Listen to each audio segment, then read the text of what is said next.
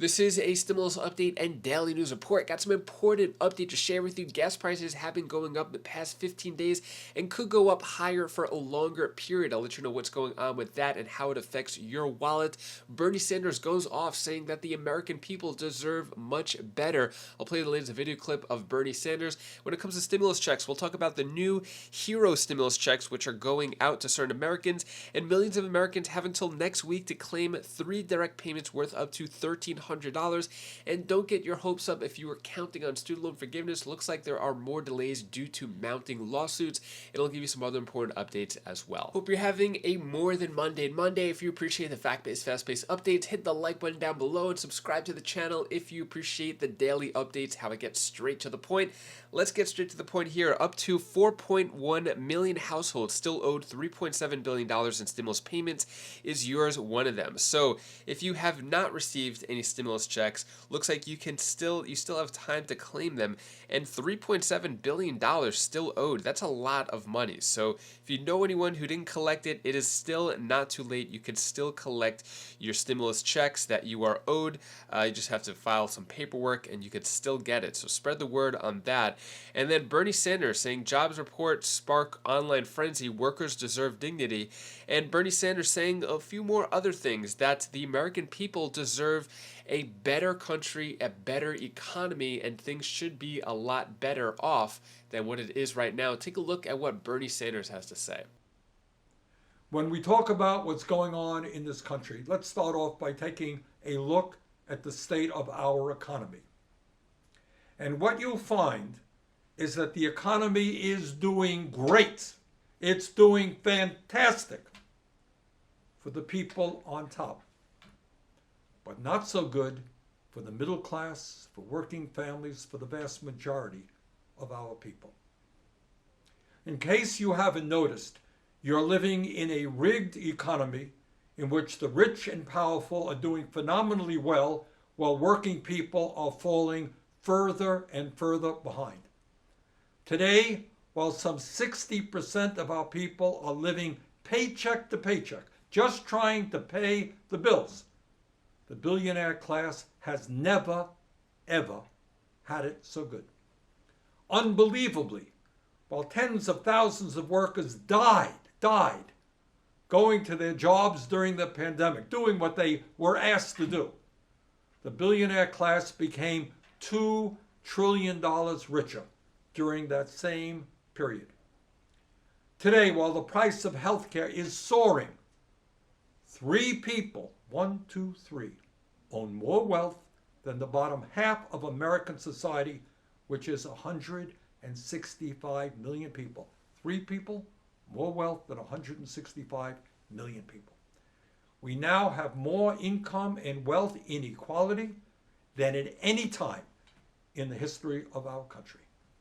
Today, while some 18 million American families are paying over 50% of their limited incomes on housing, and 600,000 are homeless, the top 1% owns more wealth than the bottom 92% of our people. Today, while Americans struggle to fill up their gas tanks to get to work, CEOs of the largest corporations in our country now make almost 400 times as much as the average worker. Did you hear that? CEOs of the largest corporations now make almost 400 times as much as the average worker. And when we talk about inflation, which is on the minds of almost everybody, let us understand that inflation is a worldwide phenomenon, not just American. In Europe, inflation is now at 10%.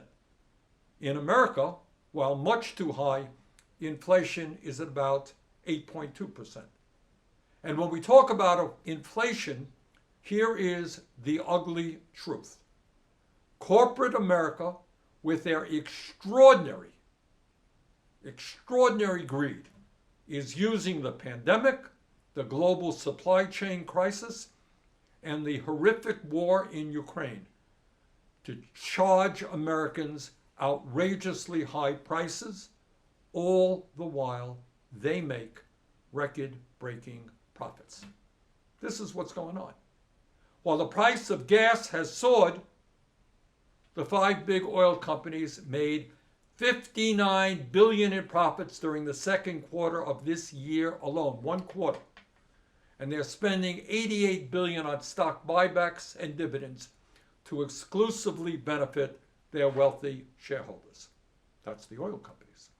While global food prices skyrocketed by over 33% last year and are expected to go up by another 23% this year, billionaires in the global food and agribusiness industry became $382 billion richer during the pandemic. While we continue to pay by far the highest prices in the world for prescription drugs, 3 of the largest pharmaceutical companies in America, Pfizer, Johnson & Johnson, and AbbVie, increased their profits by 90%, 90% last year to $54 billion. Meanwhile, the CEO of Moderna recently acquired a $926 million golden parachute after his company received $2.5 billion in taxpayer dollars from the Trump administration to develop its COVID vaccine. And while 1 out of 4 Americans could not afford to pay for their prescription drugs, the CEO of Regeneron Pharmaceuticals made over $450 million in total compensation last year. We need a tax system that is based on ability to pay, that raises the funds we need to support strong social programs for working people, children, and the elderly. We need to move aggressively against the grotesque level of income and wealth inequality by creating a truly progressive tax on wealth. That is what we mean by a progressive agenda. What we mean is bringing people together to fight for a government that works for all of us, not one that works for the people on top. What are your thoughts on Bernie Sanders? Agree, disagree? Let me know what you have to say about that. New Heroes stimulus checks worth more than $400 going out to thousands. Will you pocket one? So this is going on in Minnesota, and the $487.45 began being issued on October 5th and are slated to go out to 1 million taxpayers, 1,025,000 taxpayers. So yeah, those are $487. And those are going out in Minnesota right now. And then millions of Americans have until next week to claim 3 direct payments worth up to $1,300. Are you eligible for one? So what's going on here is Illinois and Massachusetts. There is still some time to claim those stimulus checks or tax rebates. So basically, Illinois residents who could qualify for tax rebates up to $700 started going out in September.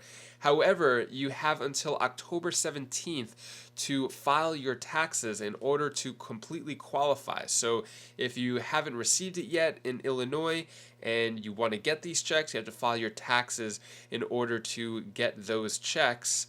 Then Massachusetts, same thing. Those checks started going out a while back. And those checks, so the way the Massachusetts rebates worked is residents will generally receive a refund that is approximately 13% of their 2021 personal income tax liability. Taxpayers who paid $10,000 receive a refund of $1,300 according to the state. And same thing with that. Even though it's from a while back, you have until October 17th, which is the deadline to file your taxes. Also, federal tax return as well, saying that you still have to file by October 17th, which is the deadline, in order to get your federal tax return as well. When it comes to student loan forgiveness, so Biden's student loan forgiveness could be delayed next week as lawsuits continue to mount. Here's where the cases stand. So any day now, the applications are supposed to open for student loan forgiveness. That may not be the case, because Biden's student loan forgiveness is facing at least 4 lawsuits from conservative groups. A federal judge will hear arguments on one of them next week and decide whether to pause the relief. And the White House says the lawsuits shouldn't impact the release for the forgiveness application. So it looks like they might still go through with the application, and depending on what goes on with the lawsuits, they'll figure that out along the way. And then U.S. gas prices will likely rise after the OPEC snub to Biden, but not for drivers in these three states, experts say. So, it's going up in certain states, and certain states are going down. Major oil producing countries, including Saudi Arabia and Russia, have announced they are cutting oil production by 2 million barrels per day. That means Americans will soon be feeling the effects of that decision when they fill up their gas tanks. But as Ali Rogan reports, the impact will depend, at least in part, on where in the country you live. Gas prices are likely to change as a result of the decision from OPEC+.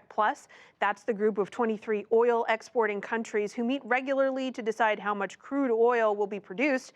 But there are several other factors contributing to already high prices in certain parts of the country.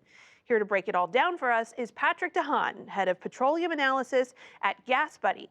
It's an app which helps drivers find low fuel prices. Patrick, thank you so much for joining us.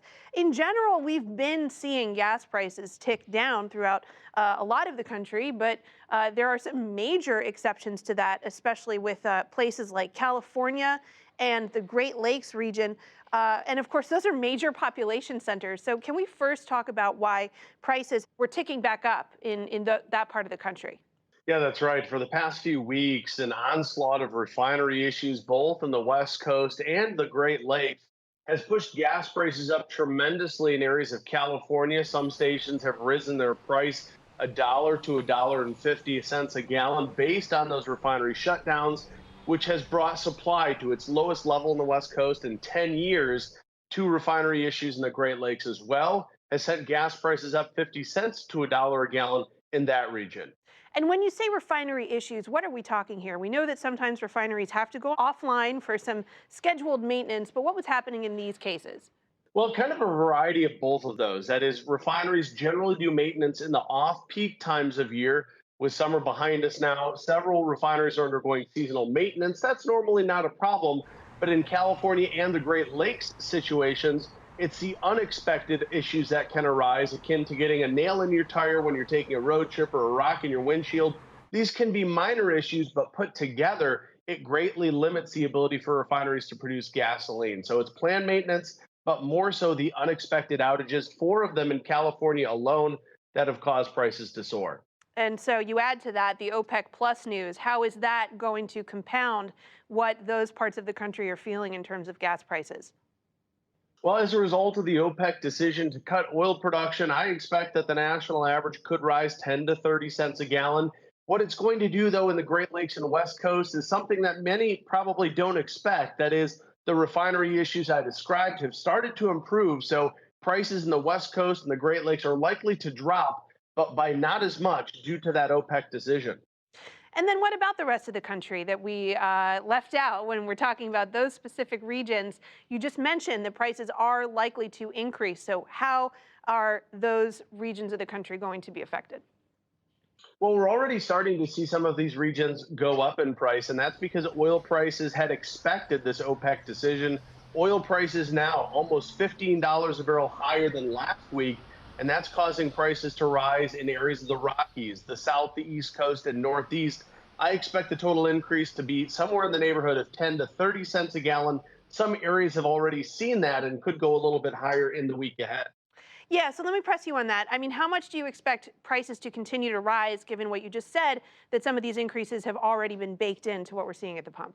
Exactly. Some of these areas have gone up maybe 5 and 10 cents a gallon. For those areas, they'll see a little bit more of an increase. But for the areas that haven't seen really anything at all, they're going to bear the brunt of the bigger increases now, as much as 10 to 30 cents, starting at any moment, if not already happening. And that could last for the next 1 to 2 weeks. But again, I would expect the totality, the average impact would be 10 to 30 cents a gallon coast to coast as a result of OPEC cutting production. So those are some of the disparate activities that we don't necessarily see every year around this time. But what we tend to see is that fuel demand tends to dip a little bit in the fall after the summer travel season. Is that seasonal change going to impact gas prices in the short term at all? Well, it's likely softening the blow of the impact from OPEC's decision to cut oil production. As you mentioned, gasoline demand tends to go down as Americans start staying closer to home. Cooler weather keeps them inside. Demand for gasoline goes down. If OPEC had decided this in the midst of the summer driving season, the impact might be double what it otherwise would be. So a fall in demand generally will help limit the impact. And by the end of the year, we could still see prices that are lower than where we are today. Lastly, in the limited time we have left, Patrick, is there anything that the Biden administration can do to bring down prices in the near term? Well, I think the Biden administration has talked a lot about how it does not want to rely on the fossil fuel sector and move away from it. But in that attempt, it's also undermining oil companies' desires to invest, knowing that the writing may be on the wall. So while the Biden administration has gone to countries like Iran and Venezuela and asked for additional oil output, I think the president could provide some clarity. And while he shifts his agenda to cleaner energy, provide clarity to the oil sector that he has gone after in his year and a half in the White House. Fascinating. Patrick DeHaan, head of petroleum analysis at Gas Buddy. Thank you so much for your time. So I'm really curious, what are the gas prices in your area? I'm definitely seeing it increase here in Myrtle Beach, South Carolina. Let me know your gas prices. What were they, maybe 2 weeks ago? What are they now? Let me know down in the comments below. And that is all the news that I have for you today to hopefully cheer you up a bit. Here's my daughter Bella's tip of the day. Hi guys, this is Belle. This is the tip of the day. I want to tell you one thing that is so funny about me. I'm back! So, can I tell you something else? When you feel really a little bit down, you should call a friend or a family member because then you could feel more better. Like I have this here. That's all I want to speak to. Bye! Thank you so much for watching. Appreciate all of your support. If you like how I got straight to the point, played you the video clips, showed you the news sources, subscribe to the channel. And life is good back here in Myrtle Beach, South Carolina. Took yesterday off. And I forgot to mention, actually had a pickleball tournament over the weekend and got first place in that one as well. So I'm on a gold streak at the moment when it comes to pickleball tournaments, so really happy about that. And I posted a video clip of the one point on my tournament, and it got like over 1,000 views in a couple of hours, which is pretty big for my pickleball channel. You could, if you want to see that video clip, you could click it right here. It's a short. And anyways, I'll update you more on that. So click up there if you want to check out that video, and I'll see you in the next video. Take care, be safe. Thank you for watching.